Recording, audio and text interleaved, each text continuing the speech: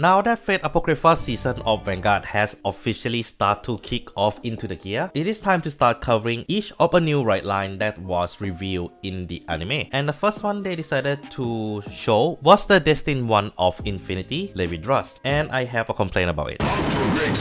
Like, is the deck really need that much padding in the show itself? I don't think the deck need that much of a nerf in the fight itself, though I do have to say, ironically enough, the fight in the show does point out some of the glaring weaknesses this deck does have. What is that exactly? That is exactly what I'm gonna be talking about today. And as usual, we have to start off with the right lines. And this time round, it is a very interesting one because from a glance, it looks really good. But at the same time, I feel there is a very clear weakness with this right line. Interesting. As we start off with Scorpioneer Dragon, who has only one skill, where if you so have Stagnipper Dragon, the grade 0, so you have to run a specific unit as a starter. When you would ride Manticide Dragon from the right deck, the grade 2, you can ride it without discarding a card from your hand. That doesn't sound so bad. Riding from right deck without discarding has a track record of being a good effect, which we see like Gryandra, Herminia and Fortier who has something like that along the right line, and this really helps the deck to save hand side a lot. But for the case of Scorpioneer, I feel like it is good, but it does compromises something.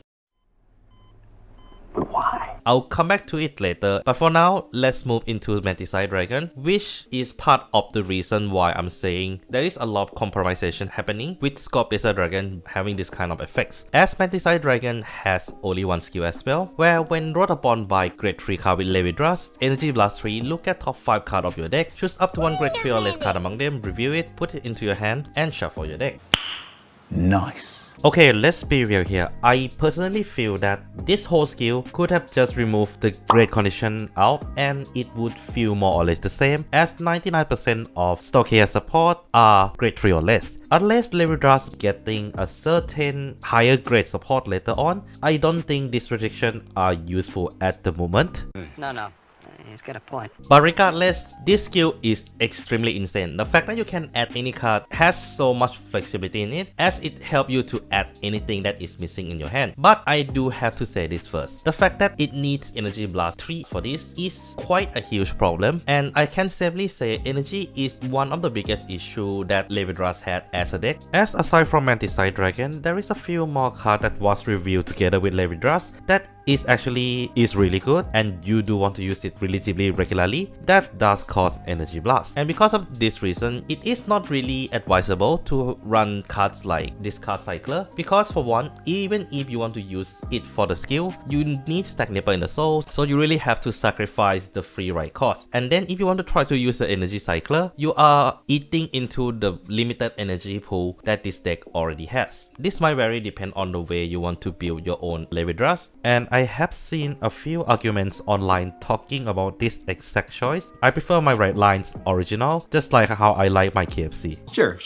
Bunghole, continue. As we move into Destine One of Infinity, Levidras. This unit has 3 different skills, and as usual, I'm gonna be covering the first 2 first, before we covering the last one, which is obviously the Divine skill. As act once per turn, counter blast 1, choose one of you and your opponent regard circle each, put an infinite eye marker on each of them. Before we continue, infinite eye marker are similar to Dragon Queen markers, but it doesn't have any effects on it. Very similar to Treasure marker from the 7C archetype back in V era, as all of the effect is on the Vanguard itself, where auto Vanguard, when any fighter unit on Vanguard with your infinite eye marker attack or boost, you may have that unit gets additional 10k or minus 10k until end of that battle, and if your opponent got power minus 10k, remove your infinity eye marker from that particular regard circle and you draw a card. Hey, that's pretty good. Obviously, the best part about Levidras kit is in that second skill that enables the infinite eye marker to do something. Essentially a pseudo force marker that can be a reverse force marker. This, in my opinion, does makes a lot of attack in Levidras actually quite solid, as 10k is very substantial and minus 10k on top of a draw is actually quite substantial defensively as well, considering how terrible this deck defense actually is, which is a good segue to talk about some of the problems that this unit does have just from the first 2 skills. And that is the fact that for one, maximum power minus you can do on your opponent is usually 20k, and it has to be done in a very specific way, as you cannot trigger multiple of a marker in the same circle. So the best way to trigger this is to have at least one marker in each of your opponent's same column and trigger it independently, because this skill triggers when a unit attack and boost. That escalated quickly. This leads to the second point, and in my opinion the biggest problem with Levidras is speed, because counterblast once per turn just to get one marker is very slow, like really slow. This means that for Levidras to actually reach a full power, you have to be at least turn 6, you know, one for each Vanguard circle every single turn, and the deck doesn't have enough defense to really last that long. Fortunately enough, this deck does have a very clear solution to fix that issue just a little bit, and that is through its where if your opponent Vanguard is grade 3 or greater, Soul Blast 1, choose one of your and your opponent's Vanguard circle, each put Infinity Eye Marker on each of them, and Destiny power plus 10k and extra crit until end of turn. It's actually quite nice. The skill is nice and all, but this together with Manticide should already prove to you that Levidras has to go second. And unlike other divine skill deck that we have seen with the Fated one, where most of these deck is okay going first or second, even though they have the base order they want to go for, Levidras has to go second, or else the deck lose a lot of rush and essentially things that you can do on your board, as most of the support in this deck relies on having infinite eye markers in the same column as where they are at. That doesn't sound so bad. But I will say this though, in terms of utility and power level, these cards are pretty solid. As we're starting off with Levidra's own order, searching for infinite knowledge. This order can only be played if you have a Levidra's Vanguard and pay 2 energy. And if you do so, choose a card with grade less than or equal to your Vanguard from your drop and call it to Vanguard circle. And that unit get additional 5k for every of your infinite eye markers in the same column at that core unit. Do note this does count the marker that is on your opponent's circle, but happen to be in the same column as well. Why, that's very good. This card is essentially condensation with the infinite eye marker tag on it, and I feel it is alright, but the energy blast 2 is very painful. So based on my testing, I do have to say it is a nice card if you manage to have it in your hand in the later part of the game, but it is something that I feel you shouldn't run it more than 2 copies of due to the energy blast 2 cost. Especially considering one of the strongest support we received from the first wave of Levidras cards is on for Anotogas, who does use Energy Blast 3, as when this unit is placed on Vanguard circle and you have Infinite Eyes marker in the same column as this unit, you can EB3 to look at top 2 cards of your deck, choose a card among them, put it into your hand, put the rest on the top or bottom of the deck, and this unit get additional 5k until end of turn. And then constant during your turn, if you have a grade 3 or greater Vanguard with Levidras in this name, and if you have 3 or more Infinite Eye markers, included the one on the opponent field, this unit get additional 5k, and if you do not have another back row Vanguard with the same card name as this unit, it can attack from back row as well. It's amazing. Personally, for me, this is a card you want to spend 80% of your energy on, because this card on play skill is literally Cerugaon on steroids. Like, not only you get one of the best part about Cerugaon, which is adding 1 card to hand, you also literally can just leave the card to the top or bottom of the deck, allowing you to at least guarantee at least 1 trigger, or you literally just get a higher chance of getting trigger at the same time. And of course, that 5k. And the reason why I mentioned about Levidras has to go second, this is also one of the reasons why, because of his second skill that require you to have 3 or more infinite marker on the field. This means that as long as you can go second, you can trigger both divine skill and his once per turn to literally get up to 4 markers on board, essentially enable your 5th attack almost immediately on turn 3.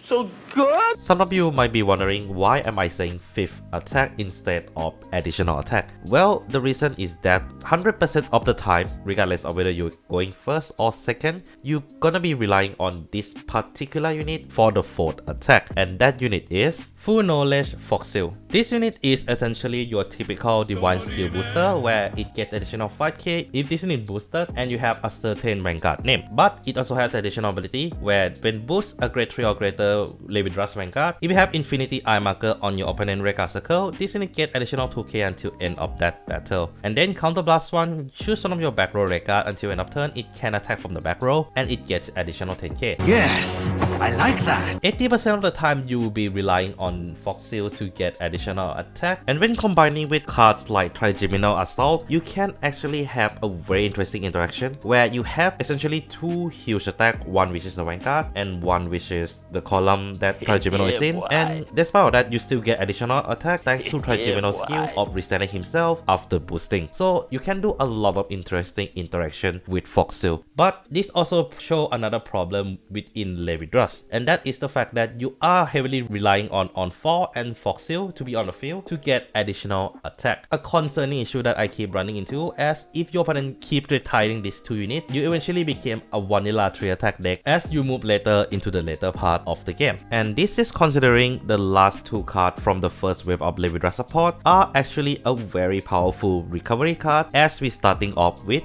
Knight of Illusionary Silence Clarence. This unit only have one skill where at the end of the battle it attack or boosted, and you have an infinite marker in the same column as this unit and you have countercharge this turn. You may put this unit into your soul to countercharge 1. Very simple, and I would say very powerful because this feels like a Boba Mine, but very specific to Levidras. And then last but not least, we have Pack Claw Hunter Huli.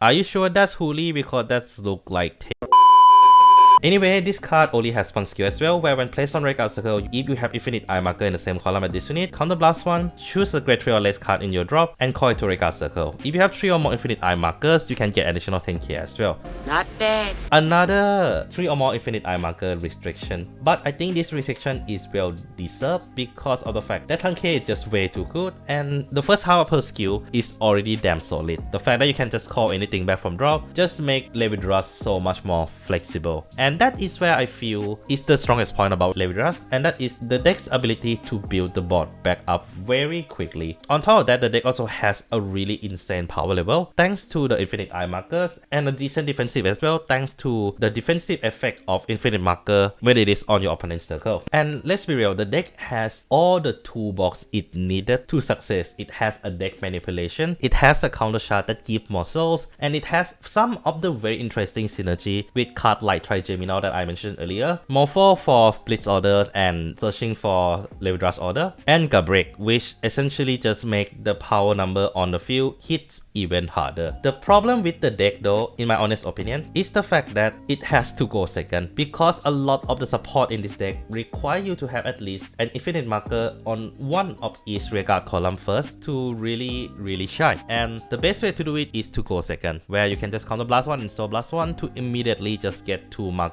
on the spot. And as much as I'm saying the deck has a lot of toolboxes, it's lack toolboxes in the area of energy. On 4, Multisite and Search for Infinite Knowledge are some of the cards in this deck that do heavily use energy, and these few cards will burn through your energy very quickly. And despite that, I do feel the deck has a poor defense. Yes, you do have that defensive skill from the Infinite Eye Markers from Levidras, but I feel the fact that the deck is low as well kind of weighed down this defensive capability of the deck. But that's just my thoughts about it. Overall, the infinity that is behind Levidras is a little slow. But what do you guys think? Do leave down the comments below, as I'm really curious on how do you guys think of the very first unit of the Destine One. And yeah, that's all I have for today. Take care of yourself, don't forget to clap that sub and become a member for some cool perks. And this is Mac Meganet signing out.